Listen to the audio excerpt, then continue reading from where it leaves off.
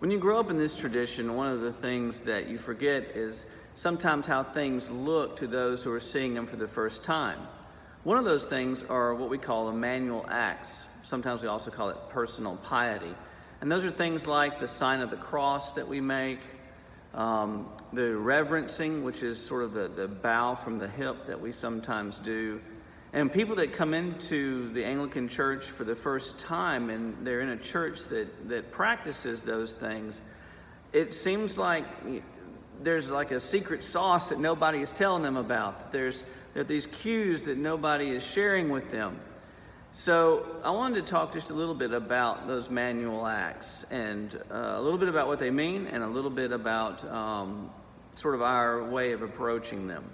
The first thing to know, really, is that each one of them is really centered around prayer. It's a way of praying and giving expression with our bodies, much like we do with standing, kneeling, and sitting, with the different postures. These manual acts are meant to evoke in us sort of a prayer-like attitude. So when we make the sign of the cross, for instance, it is to remind us that we live under the cross and that we give honor and glory to the cross. It is an important symbol of our faith. And so there are certain times in the service where we make the sign of the cross as a reminder to ourselves and a way of giving physical expression to our prayers.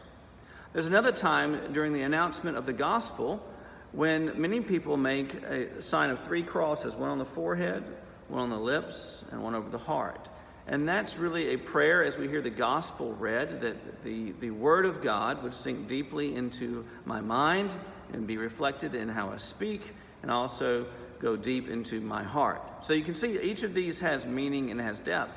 Reverencing, which are bowing, sort of bowing from the hip that we do at certain points in the service, quite often with the announcement of the Trinity, with the Trinitarian statement, also is a way of showing respect and reverence for what we're doing. And it's just a way of physically expressing those things with our bodies. These are not required actions. These are not things that somebody is looking around saying, oops, they missed the sign of the cross there, or oops, they didn't reverence when they were supposed to there.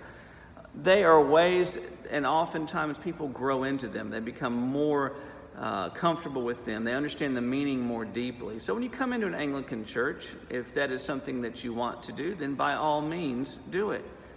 If it is something that you're not yet comfortable with, by all means, don't do it. It's just fine.